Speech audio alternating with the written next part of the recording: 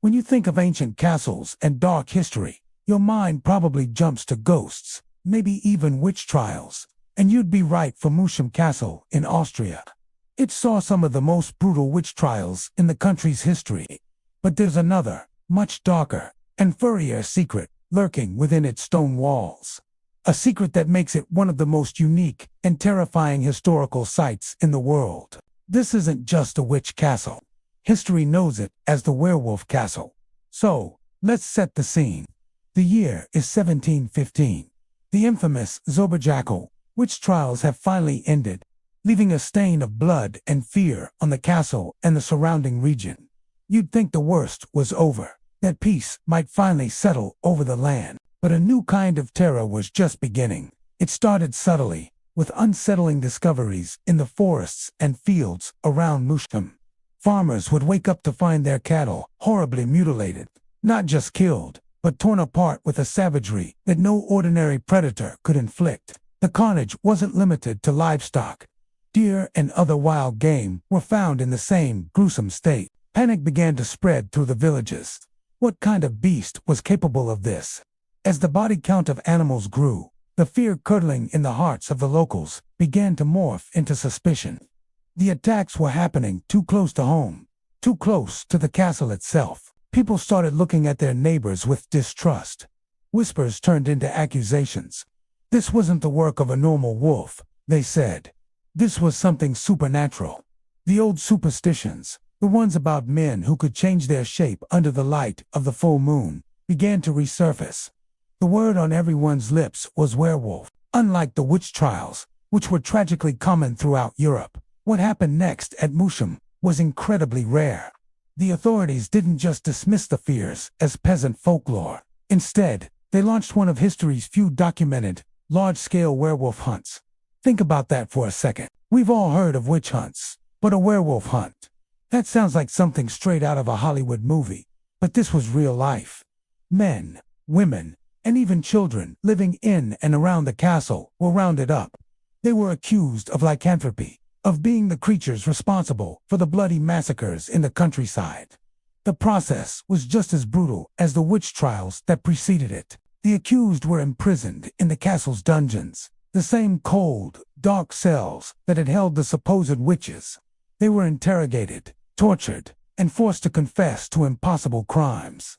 They confessed to making pacts with the devil, to being able to transform into wolves, and to carrying out the savage killings that had terrorized the region. Under duress, people will say anything to make the pain stop. Based on these forced confessions, many were executed. The exact number is lost to history, but it's believed that dozens of people were put to death for the crime of being a werewolf.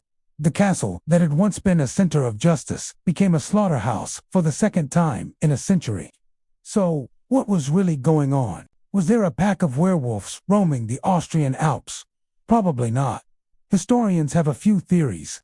The most likely explanation is that a pack of actual wolves, perhaps driven by hunger or disease, had moved into the area and were responsible for the livestock deaths. In a time of deep superstition, still reeling from the paranoia of the witch trials, it was easier for people to believe in monsters than to accept a natural, albeit frightening, explanation.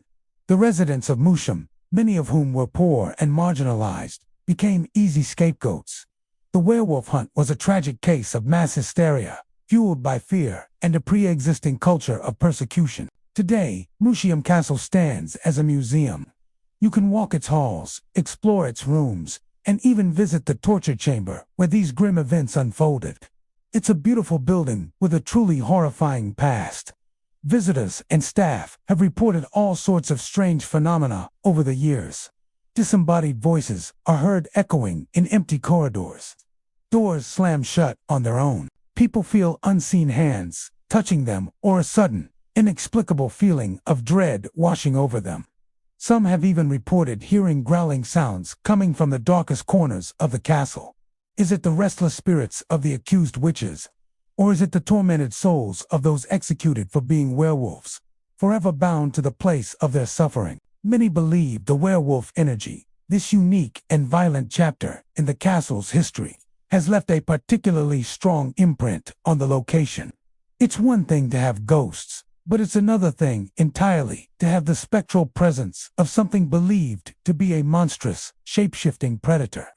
The castle's connection to werewolves is so strong that it has earned the nickname Werewolf Schloss in German. This story bridges that fascinating gap between real, documented history and the folklore that inspires our favorite monster movies. It's a chilling reminder that sometimes the greatest monsters aren't the ones with claws and fangs, but the fear and paranoia that can live inside the human heart. The tale of Moosham Castle isn't just a ghost story. It's a werewolf story, written in the pages of history with the blood of the innocent. It forces us to ask, what other fantastical horrors from our nightmares have actually played out in the real world? Next time you watch a werewolf movie, remember Moosham Castle. Remember that for a brief, terrifying moment in history, people truly believed their neighbors were monsters, and they acted on that belief with deadly consequences. The legend of the werewolf might be fiction, but the fear it inspires, and the terrible things people do because of that fear, are very, very real. Thank you so much for joining me on this deep dive into one of history's most terrifying castles. If you enjoyed this journey into the dark side of folklore and history, make sure to hit that like button and subscribe for more stories like this. Let me know in the comments if you've ever heard of a real-life werewolf hunt before. Stay curious, and I'll see you in the next video.